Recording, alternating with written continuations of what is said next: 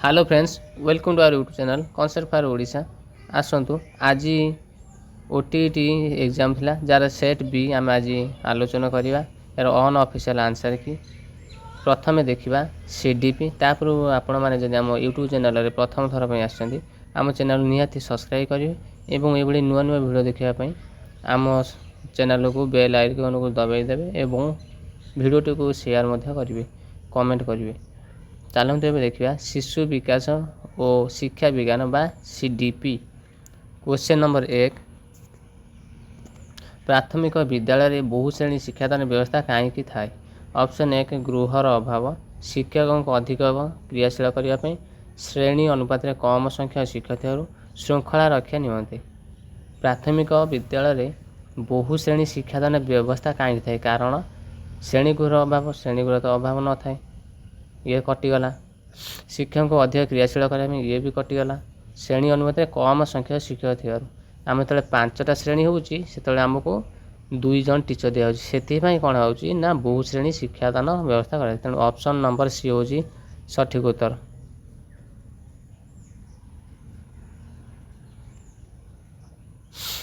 Question number 2, निम्नलिखित मध्य शिक्षार्थी केन्द्रिक शिक्षण क्या गुरुत्व दे? ऑप्शन ए शिक्षक, ऑप्शन बी शिशु, ऑप्शन सी विषय वस्तु, ऑप्शन डी परिवेश। आम जो शिक्षार्थी केन्द्रिक शिक्षण व्यवस्था कथा कहवा से आम शिशु हूँ गुरुत्वपूर्ण कहीं शिशु हूँ शिक्षा केन्द्र मूल बिंदु हूँ शिशु। तेणु ऑप्शन बी हूँ सठिक उत्तर। केउटी दक्षता भित्तिक शिक्षादान शिक्षण प्रक्रिया संपर्कित नुहे? आम जब दक्षता भित्तिक कॉम्पिटेंसी बेस्ड टीचिंग लर्निंग विषय कहवा या कौटा इज नॉट रिलेटेड या भर क्यों संपर्कित नुहे? प्रथम आम देखिए ऑप्शन ए पाठटी को केते गुड़िए छोट छोट एकक प्रकाश कर एटा ठीक अच्छी। दक्षता गुड़ी को सरल जटिल रूप कर ठीक अच्छी। प्रत्येक दक्षता पूर्व दक्षता पर आधारित अर्थात आम जदि आज नुआ जिनस किसी शिखा तेणु पूर्व जिनस आम कौन ना निर्भर कर पूर्व दक्षता पर निर्भर कर। तेणु ऑप्शन डी समस्त दक्षतार शिक्षादान और शिक्षण कार्य एक संगे कराई यहाँ हूँ भूल। तेणु यार सठिक उत्तर हो option D. Next question question 4, प्रवेशिका परीक्षा केउं प्रकार परीक्षण करा जाए? ऑप्शन ए समाप्ति सूचक, ऑप्शन बी नैदानिक, ऑप्शन सी गठनात्मक, ऑप्शन डी व्यवस्था।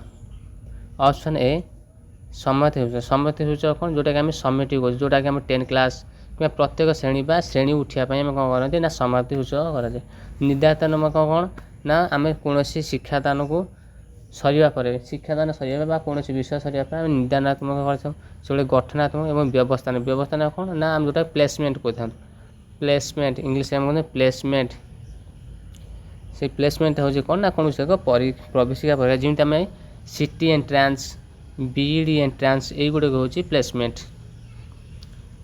ऑप्शन नंबर डी हूँ सठिक उत्तर। 5 नंबर क्वेश्चन, केउंटी परीक्षण एक साधक नुहे? आम यदि परीक्षण करवा कौन सी जो आसेसमेंट करवा तार कौटा गोटे टूल नुहे। चेकलिस्ट हूँ गोटे टूल, रेटिंग स्केल हूँ गोटे टूल, प्रोग्रेसिव कार्ड हूँ टूल, किंतु होमवर्क गोटे तार कौन होता है ना परीक्षण एक साधन न होता है। क्वेश्चन नंबर 6, केउंटी शिक्षादान शिक्षण सामग्री संपर्कित नुहे? केउंटी शिक्षादान शिक्षण सामग्री संपर्कित बा लर्निंग मटेरियल टीएलएम जोटा आम कहते लर्निंग मटेरियल नुहे देखा। ऑप्शन ए शिक्षादान शिक्षण को आनंददायक करवा एटा तो ठीक अच्छे। शिक्षादान शिक्षण सामग्री कौन होता है ना आनंददायक करता ठीक अच्छे। निर्धारित समय विषय वस्तु समाप्ति करे यहाँ हूँ भूल अच्छे कहीं विषय को समाप्ति करने मोर मूल लक्ष्य न थाए। शिक्षादान शिक्षण अभिप्रेरणा जागृत करता वास्तव धारणा पर शिक्षा देता है। तेणु ऑप्शन बी हूँ to cover the course content in time यहाँ हूँ टीएलएम गोटे एसोसिएटेड नुहे। 7 नंबर, निरवच्छिन्न और समव्यापक परीक्षण लक्ष्य बा continuous comprehensive assessment mainly aim to कौन होलिस्टिक डेवलपमेंट या आम कौन कहीपर ना होलिस्टिक डेवलपमेंट बा सामग्रिक विकास कहीपर। नेक्स्ट क्वेश्चन 8 नंबर, निम्न प्रदत्त केउं उक्ति सृजनशीलता संपर्क ठीक नुहे? आम जब सृजनशीलता कथा कहवा केउंटी ठीक नुहे? सृजनशीलता सार्वजनिक एटा ठीक कि क्रिएटिव है यूनिवर्सल ठीक अच्छी। सृजनशीलता मुक्त चिंता दुस्साहयिक कार्य अटे एटा ठीक अच्छी। क्रिएटिव एंड सोशियलिटी एटा भी ठीक अच्छे जब सृजनशीलता और विद्यालय साफल्यता पारस्परिक संपर्कित होते यहाँ भूल अच्छे ये नुहति देती तेणु यहाँ ऑप्शन नंबर डी हूँ यार सठिक उत्तर।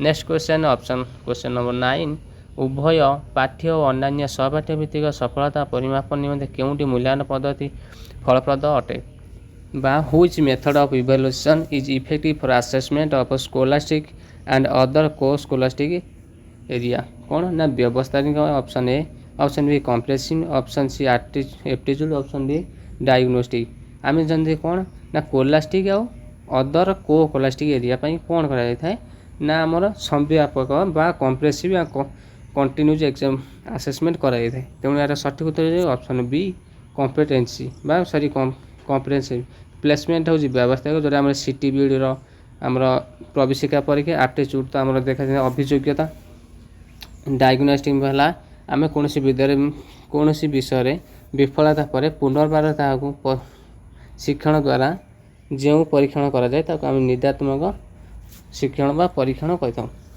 नेक्स्ट क्वेश्चन डी केउंटी एक निरंतर परिमापन नुहे आम जदि कह कंटिन्यूज आसेसमेंट नुहे कौटा कौन कह ना अभिप्रेरणा अभिप्रेरणा आम सब मोटिवेशन पाई था लर्निंग शिक्षण सर्वदा पाई था विकास सर्वदा कि वृद्धि वृद्धि कौन ना सर्वदा हो न था। नेक्स्ट क्वेश्चन बांदुरा मतरे केउंटी पर्यवेक्षण आधारित शिक्षण एक प्रक्रिया नुहे आम जब बांदुरा विषय कहवा केउंटी कौन होता ना पर्यवेक्षण आधारित शिक्षण एक प्रक्रिया नुहे पर्यवेक्षण शिक्षण फादर क्या कहुए ना बांदुरा कहुए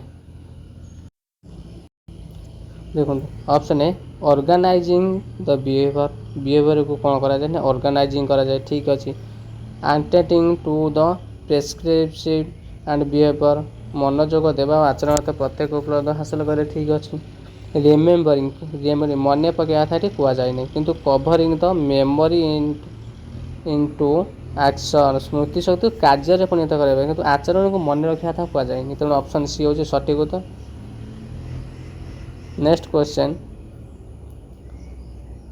अंतर्निवेशी शिक्षा बा inclusive education does not believe in क्यों विश्वास करे ना आम देखा नेक्स्ट हूँ ना कौन ना प्रभेद और वैषम्य को ग्रहण करे और विभिन्नता को अभिनंदन करे accept difference and celebrate diversity ठीक अच्छी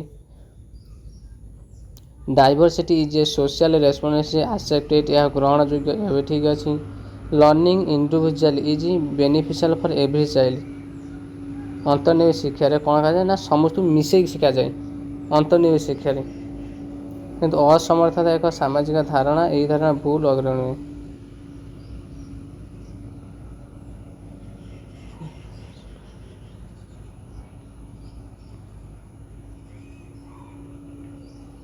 ऑप्शन नंबर सी हूँ सठिक उत्तर कहीं आम हैंडिक्याप कथा कहवा असमर्थता बा सामाजिक सोशल कन्स्ट यहाँ हूँ सामाजिक धारणा समस्त धारणा हूँ असमर्थता एवं डिसकन्स्ट्रक्टिव हैंडिक्याप यह गोटे हूँ कौन गोटे भूल बा अग्रहणीय धारणा।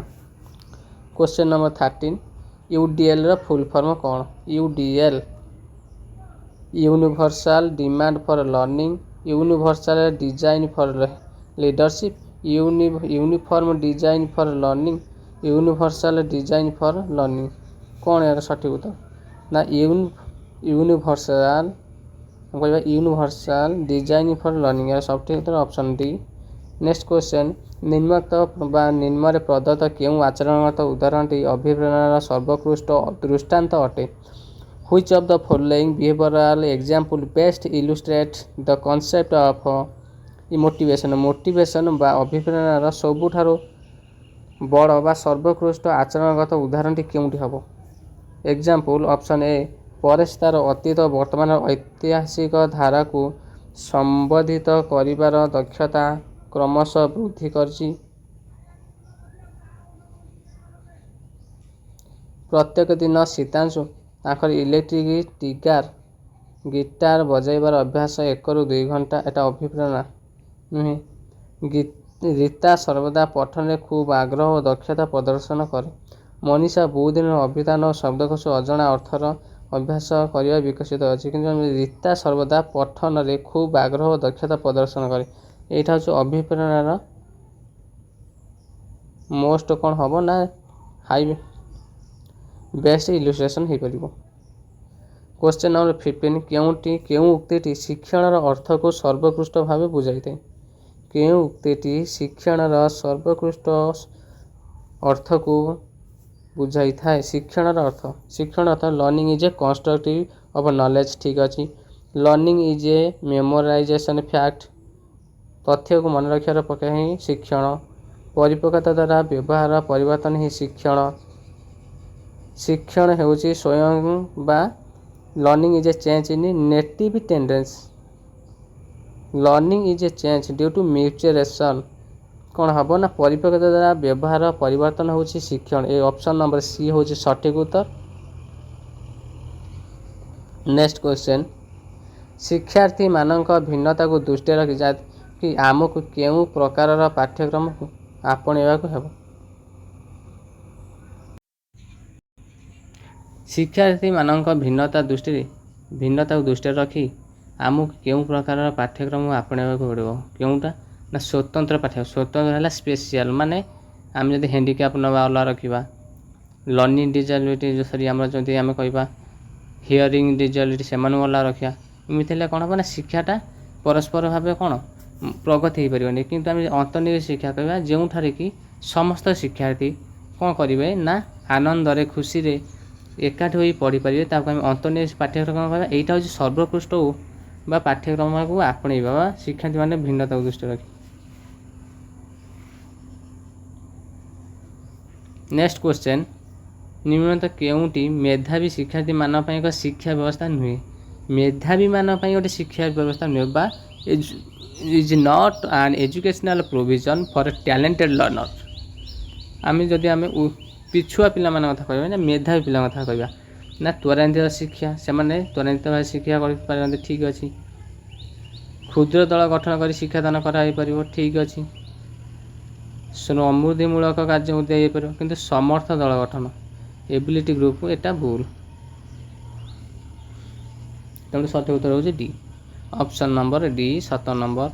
Question number 18, which pair is not related to the 3 component of learning? ଲର୍ଣ୍ଣିଂର 3ଟା କମ୍ପୋନେଣ୍ଟ ଯେମିତି ଆକ୍ୱାଇଜେସନ୍, ରିଟେନ୍ସନ୍, ଆପ୍ଲିକେସନ୍। କ'ଣ ଆହରଣ କରିବା, ପ୍ରୟୋଗ କରିବା ବା ଧାରଣ କରିବା, ଏଇ 3ଟା। କିନ୍ତୁ ମନୋନୟନ ବା selection is not of learning competency. So କହିପାରିବା ଆମେ ଅପସନ୍ ଏ ହେଉଛି ଏହାର ସଠିକ୍ ଉତ୍ତର। ଆହରଣ ଆଉ ମନୋନୟନ ବା acquisition and selection is related to the 3 competency of the learning. ଆମେ କହିବା ଯଦି ଆକ୍ୱାଇଜେସନ୍, ରିଟେନ୍ସନ୍ ଆଣ୍ଡ ଆପ୍ଲିକେସନ୍, ଏଇ 3ଟା ହେଉଛି ଲର୍ଣ୍ଣିଂର 3ଟା ଉପାଦାନ। 19 ନମ୍ବର, କେଉଁଟି ଶିକ୍ଷଣର ସ୍ୱରୂପକୁ ଠିକ୍ ଭାବେ ଦର୍ଶାଉ ନାହିଁ? କେଉଁଟି ଶିକ୍ଷଣର ସ୍ୱରୂପକୁ ଠିକ୍ ଭାବେ ଦର୍ଶାଉନି? ଆମେ କହିପାରିବା ଶିକ୍ଷଣ ଉଦ୍ଦେଶ୍ୟ ଅଭିମୁଖୀ କାର୍ଯ୍ୟ। ଠିକ୍ ଅଛି। ଶିକ୍ଷଣ ହେଉଛି ଗୋଟେ ଉଦ୍ଦେଶ୍ୟକୁ ନେଇ ହେଇଥାଏ। ଠିକ୍ ଅଛି। ଶିକ୍ଷଣ ହେଉଛି ସାର୍ବଜନୀନ ବା ୟୁନିଭର୍ସାଲ। ଠିକ୍ ଅଛି। ଶିକ୍ଷଣ ହେଉଛି ଉପଯୋଜକ। ଠିକ୍ ଅଛି, ବା ଯେଉଁ ଆଡଜଷ୍ଟମେଣ୍ଟ। କିନ୍ତୁ ଶିକ୍ଷଣ ହେଉଛି ଏକ ତଥ୍ୟ ମନେ ରଖିବା ପ୍ରକ୍ରିୟା। ଆମେ କେଉଁଠି ମେମୋରାଇଜ୍ କଥା କହିବାନି। ଶିକ୍ଷଣକୁ କେବଳ ମେମୋରାଇଜ୍ କରାଯାଇ ନଥାଏ। ତେଣୁ ଅପସନ୍ ନମ୍ବର ଡି ହେଉଛି ଏହାର ସଠିକ୍ ଉତ୍ତର।